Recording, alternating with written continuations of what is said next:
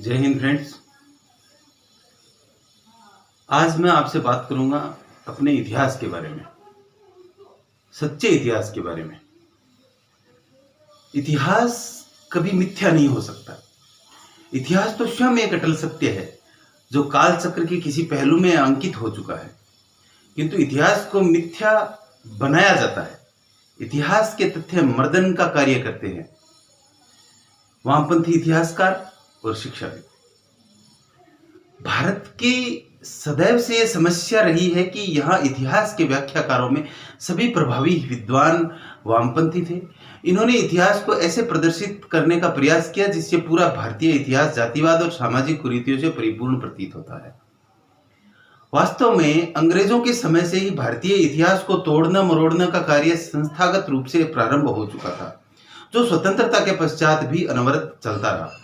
मुगल काल में भी भारतवर्ष के महान इतिहास को कलंकित करने का कार्य हुआ, किंतु मुगल इतने योग्य नहीं थे जो भारतीय इतिहास सनातन का महत्व मातम्य समझ आ पाए।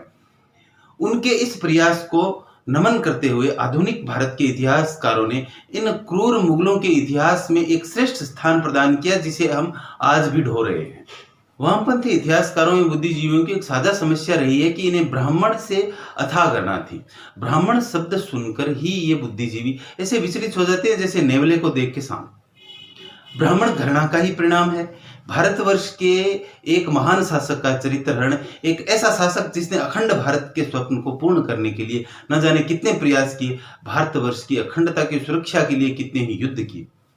भारतवर्ष के इस महान शासक को इतिहास में मुगलों के 10वें हिस्से के बराबर भी स्थान नहीं मिला। इसका अपराध इतना था कि वह एक ब्राह्मण था, एक हिंदू था।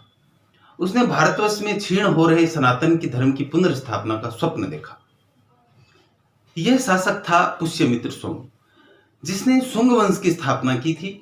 आज इस वीडियो में हम उन मिथ्या तथ्यों और सूचनाओं पर विचार करेंगे जिनके आधार पर पुष्यमित्र को नरसंहारक और कट्टर कहा गया।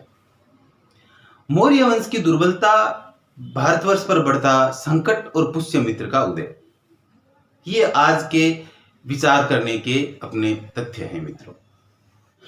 जिस अखंड भारत की कल्पना आचार्य चाणक्य ने की थी, उनकी मृत्यु के बाद वह परिकल्पना धुंधली होने लगी। मौर्य वंश के शासक वैदिक धर्म के प्रति उदासीन होने लगे। चंद्रगुप्त मौर्य जैन धर्म के अनुयायी हो गया। चंद्रगुप्त के पुत्र बिंदुसार ने स्वयं ही आजीविक संप्रदाय में अपनी दीक्षा ली थी। इसके बाद बिंदुसार का पुत्र अशोक राजगद्दी पर विराजमान हुआ। भयंकर हिंसा करके साम्राज्य का विस्तार करने वाला सम्राट अशोक अहिंसक हो गया। उसने बौद्ध धर्म की दीक्षा ली। इसके बाद अशोक का पूरा जीवन काल बौद्ध धर्म के प्रचार प्रसार में व्यतीत हुआ। जब पूरा विश्व सीमा विस्तार के संकट से जूझ रहा था, तब अशोक की अहिंसा ने भारतवर्ष की वीरता पर गहरा आघात किया। अशोक ने 20 वर्ष तक एक बौद्ध सम्राट के रूप में शासन किया था। इसी कारण पूरे भारतवर्ष का शासन तंत्र निर्बलता की ओर भेंट चढ़ गया। मौर्य वंश के शासकों का दूसरे पंथों की ओर झुकाव गलत नहीं था, यह उनका निजी विषय था, किंतु शासन तंत्र की सहायता से भारतवर्ष के सनातन धर्म को छीन करने का कार्य करना गलत था। भारतवर्ष के वैदिक अस्तित्व पर बौद्ध पंथ की शिक्षाओं को थोपना गलत था। भारतवर्ष की अहिंसा की चपेट में आता जा रहा था। भारतीय सनातन धर्म से विरक्ति की यह प्रक्रिया मौर्य वंश के अंतिम शासक बृहदरथ तक चली। बाण भट्ट द्वारा रचित हरिश्चरित में भी बृहदरथ की प्रतिज्ञा दुर्बल कहा गया है, क्योंकि राजगद्दी पर बैठते समय एक राजा अपने साम्राज्य की सुरक्षा का जो वचन देता है, उसे पूरा करने में बृहदरथ पूर्ण रूपतः असफल रहा था। मौर्य साम्राज्य की निरंतर दुर्बल होता जा रहा था और बृहदरथ के शासन काल में यह दुर्बलता अपने चरम पर पहुंच चुकी थी। अधिकांश मगध साम्राज्य बौद्ध अनुयायी हो चुका था। इन सब के बीच यह खबर आई कि ग्रीक शासक भारतवर्ष पर आक्रमण करने की योजना बना रहे हैं। पुष्यमित्र शुंग, जो कि बृहदरथ का सेनानायक था, इस बात से व्यथित था कि एक और शत्रु आक्रमण के लिए आगे बढ़ चला है और दूसरी ओर उसका सम्राट किसी भी प्रकार का कोई भी सक्रियता नहीं दिखा रहा है। पुष्यमित्र ने अपने स्तर पर प्रयास प्रारंभ किया। उसे अपने गुप्तचरों से शीघ्र ही यह सूचना मिली कि ग्रीक सैनिक बौद्ध भिक्षुओं के वेश में मठों में छुपे हुए हैं और कुछ बौद्ध धर्मगुरु भी उनका सहयोग कर रहे हैं। इस सूचना से व्यथित होकर पुष्यमित्र ने बौद्ध मठों की तलाशी लेने की अनुमति मांगी, किंतु बृहदरथ इसके लिए तैयार नहीं हुआ।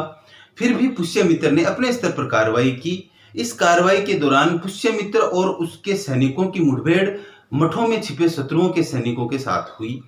कई शत्रु सैनिक मृत्यु के घाट उतार दिए गए। ब्रदर्थ पुष्यमित्र की इस कार्रवाई से रुष्ट हो गया, वह पुष्यमित्र से भिड़ गया। एक और शत्रु भारत विजय का कुछ स्वप्न लिए बढ़ रहा था और यहाँ भारतवर्ष का सम्राट अपनी सीमाओं की सुरक्षा में लगे सेना नायक से संघर्ष में लगा हुआ था। अंततः सम्राट और सेना नायक के संघर्ष में सम्राट मृत्यु को प्राप्त होता है। सेना पुष्यमित्र के प्रति अनुरक्त थी। पुष्यमित्र शुंग को राजा घोषित कर दिया गया। राजा बनने के तुरंत बाद पुष्यमित्र शुंग ने अपने साम्राज्य को पुनर्व्यवस्थित करने के लिए तमाम सुधार कार्य किए। उसने भारतवर्ष की सीमाओं की ओर बढ़ रहे ग्रीक आक्रांताओं को खदेड़ दिया और भारतवर्ष से ग्रीक सेना का पूरी तरह से अंत कर दिया। इस प्रकार पुष्यमित्र शुंग ने पुनः एक नए अखंड भारत की नींव रखी, एक ऐसे अखंड भारतवर्ष की जहां वैदिक सनातन धर्म अपनी मूल महानता की ओर लौटने लगा था। बौद्ध पंथ की ओर जा चुके हिंदू पुनः सनातन धर्म की शरण में लौट आए थे। पुष्यमित्र शुंग के शासनकाल में वैदिक शिक्षा अपने चरम पर पहुंच गई। उसने राष्ट्र निर्माण के तत्वों में सनातन धर्म के महत्व को सर्वोच्च प्राथमिकता दी। ऐसा कहा जाता है कि पुष्यमित्र के शासनकाल में मगध साम्राज्य के लगभग सभी निवासियों तक वैदिक शिक्षा की पहुंच थी। इसका परिणाम यह था कि भारतवर्ष पुनः अपनी सनातन महानता को प्राप्त करने लगा था। मौर्य साम्राज्य के शिथिल हो जाने के कारण केंद्रीय नियंत्रण में भारी कमी आ गई, जिससे मगध साम्राज्य के कई हिस्सों में सामंतीकरण की प्रवृत्ति प्रबल होती जा रही थी। पुष्यमित्र ने शासक बनने के बाद शासन व्यवस्था की इस दुर्बलता को दुरुस्त करने का कार्य किया था। पुष्यमित्र के शासनकाल में राज्यपाल और सह शासक नियुक्त करने की व्यवस्था प्रारंभ हुई। शासन की सबसे सूक्ष्म इकाई के रूप में ग्रामों का विकास किया गया। इस प्रकार पुष्यमित्र ने न केवल सनातन धर्म की स्थापना की, अपितु शासन पद्धति को सुव्यवस्थित करने का कार्य भी भलीभांति किया। यही कारण था कि पुष्यमित्र का साम्राज्य उत्तर में हिमालय से लेकर दक्षिण में बरार की दक्षिणतम सीमा तक और पश्चिम में सियालकोट से लेकर पूर्व में मगध तक विस्तृत हुआ। पुष्यमित्र शुंग ब्राह्मण अवश्य था, किंतु कट्टर नहीं था। एक ब्राह्मण शासक होने का यह अर्थ बिल्कुल भी नहीं है कि वह शासक कट्टर है। यदि पुष्यमित्र कट्टर प्रवृत्ति का होता तब स्वयं उसकी सेना उसके विरुद्ध हो जाती, जिसका कभी भी कहीं भी कोई उल्लेख नहीं मिलता। पुष्यमित्र शुंग के विषय में एक मार्क्सवादी इतिहासकार गार्गी चक्रवर्ती ने एजेंडा बनाया कि वह कट्टरपंथी ब्राह्मण था।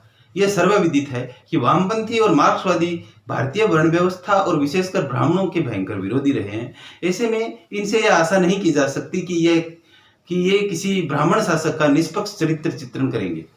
गार्गी किस प्रकार की इतिहासकार है, इस बात का पता हमें इस बात से चलता है कि उन्होंने दिव्यावदान को आधार बनाकर पुष्यमित्र को कट्टर बना दिया। अब बात करते हैं दिव्यावदान की। दिव्यावदान का अर्थ है दिव्य आख्यान।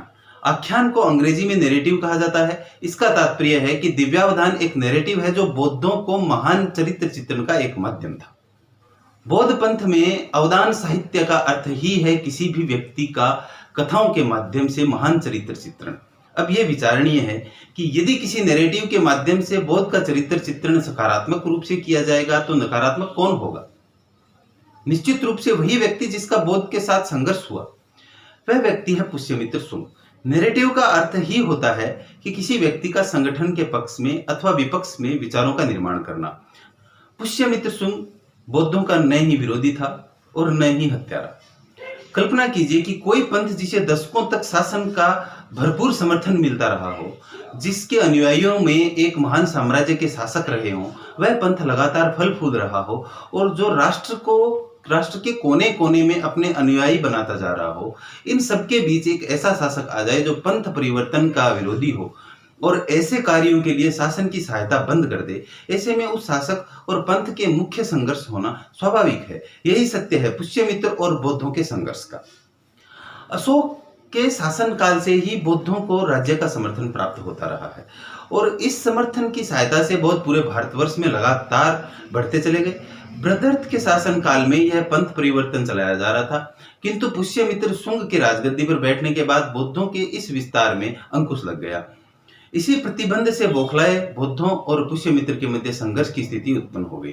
पुष्यमित्र जिन बौद्ध भिक्षुओं की हत्या का आरोप लगाया जा रहा है वो कोई और नहीं अपितु भिक्षुओं के वेश में धारण किए हुए ग्रीक सैनिक थे, जिनके विषय में ऊपर मैंने आपको बताया है पहले। अब इनकी तुलना दिल्ली में हुए हिंदू विरोध दंगों से कीजिए, जहां दंगे स्वयं हिंदुओं के विरोध में हुए दंगे करने वाले इस्लामिक कट्टरपंथी थे, जो अब पुलिस जांच से बाहर आ रहे हैं। लेकिन पूरे स्थानीय मीडिया में दिल्ली में दंगों को सीएए विरोध के नाम पर दबाने का प्रयास किया गया। यहां तक कि वामपंथी अंतर्राष्ट्रीय मीडिया के द्वारा दिल्ली दंगों को भाजपा सरकार के सहायता से हिंदुओं के द्वारा मजहब विशेष के दमन का नाम दे दिया गया। कहने का तात्पर्य यह है कि सनातन धर्म और हिंदुओं के विरुद्ध तथ्यों को तोड़ना मरोड़ना पहले भी होता था और आज भी हो रहा है। इसके बाद पुष्यमित्र पर आरोप लगाया जाता है कि उसने बौद्ध स्मारकों को नष्ट करने का कार्य किया। इस आरोप के विरुद्ध भी तर्क है। सबसे पहले तो यह सभी को ज्ञात है कि सांची और बरहुत जैसे बौद्ध स्तूपों का अधिकांश हिस्सा पुष्यमित्र शुंग के शासनकाल में ही निर्मित हुआ था। यदि पुष्यमित्र बौद्धों का इतना विरोधी होता तो आज आप सांची के बौद्ध स्तूप नहीं अपितु भगवान विष्णु का मंदिर देख रहे होते। एक शासक जिसने 36 वर्षों तक शासन किया और एक महान साम्राज्य के साथ एक महान सेना का भी स्वामी था, वह भारतवर्ष से बौद्धों की एक एक पहचान को नष्ट कर सकता था। मित्र की शासनकाल की तुलना मुगलों के शासनकाल से कीजिए, जिन्होंने भारतवर्ष में हिंदुओं की पूजा स्थल नष्ट कर दिए। उन्होंने हिंदुओं के सबसे पूज्य धर्म स्थलों को अपना निशाना बनाया, जिसने अयोध्या, काशी और मथुरा प्रमुख हैं। मुगलों ने इन सनातन केंद्रों को न केवल नष्ट किया अपितु वहां मस्जिदों का निर्माण भी करवाया। इसके विपरीत पुष्यमित्र जैसा कट्टर ब्राह्मण कोई मंदिर बनाने की तो बात छोड़िए, एक स्तूप भी नष्ट नहीं कर सकता। भारत में इतिहास की व्याख्या करने वाले ऐसे ही निष्पक्ष रहे हैं जिन्हें हजारों मंदिर तोड़ने वाले मुगल महान लगते हैं, और एक ब्राह्मण शासक कट्टर जिसने मात्र अपने सनातन धर्म का पालन किया, वो उन्हें कट्टर लगता है। पुष्यमित्र पर बौद्ध धर्म के परिवर्तन का आरोप भी लगाया जाता है, किंतु यह सर्वथा भ्रामक है। मौर्य के शासनकाल की बात करें तो बौद्ध ने स्वयं भारी संख्या में हिंदुओं को बौद्ध पंथ अपनाने के लिए प्रेरित किया। शासनकाल में संरक्षण से मगध साम्राज्य का एक बड़ा हिस्सा बौद्ध हो चुका था। पुष्यमित्र के राजगद्दी में बैठने के बाद हिंदू जो बौद्ध हो गए थे, सनातन धारा में लौटने लगे थे। यह एक स्वाभाविक प्रक्रिया है कि जब मतावलंबियों ने अपने धर्म के प्रति विश्वास सुदृढ़ होता है, तब ऐसी स्थिति में ये लोग अपने धर्म की ओर वापस आते हैं। वर्तमान परिस्थितियों में आरएसएस और उत्तर भारत के मुख्यमंत्री महंत योगी आदित्यनाथ के ऊपर भी ऐसे आरोप लगाए जाते हैं। ये पूर्णतः निराधार है, क्योंकि हिंदू कभी भी धर्म परिवर्तन का कार्य नहीं कर सकता। किंतु जो भी हिंदू सनातन छोड़कर दूसरे पंथ में सम्मिलित होता है, वह एक न एक दिन वापस अवश्य आता है। ऐसा इसलिए क्योंकि सनातन से अधिक स्वतंत्रता और विचारशीलता किसी और पंथ में नहीं है। पुष्यमित्र शुंग के शासनकाल में भी यही हुआ था। पुष्यमित्र के कट्टर न होने का सबसे बड़ा प्रमाण है वामपंथियों की लाडली इतिहासकार रोमिला थापर। रोमिला जी ने स्वयं अपनी पुस्तक अशोक एवं मौर्य का पतन में स्पष्ट रूप से ये कहा है कि पुष्यमित्र द्वारा बौद्धों के नरसंहार का कोई ठोस प्रमाण उपलब्ध नहीं है। इन सभी तथ्यों और तर्कों से यह निष्कर्ष निकाला जा सकता है कि पुष्यमित्र शुंग न तो कट्टर था और न ही नरसंहारक। पुष्यमित्र के साथ जो अन्याय इतिहासकारों ने किया वह नया और अनपेक्षित नहीं है, भारत में यही होता आया है। आज जब सूचना प्रौद्योगिकी अपने चरम पर पहुंच चुकी है, उस समय में भी हिंदू विरोधी नैरेटिव बनाने के लिए कपिल मिश्रा को दिल्ली दंगों और नरेंद्र मोदी को गुजरात दंगों का आरोपी बनाया जा चुका है।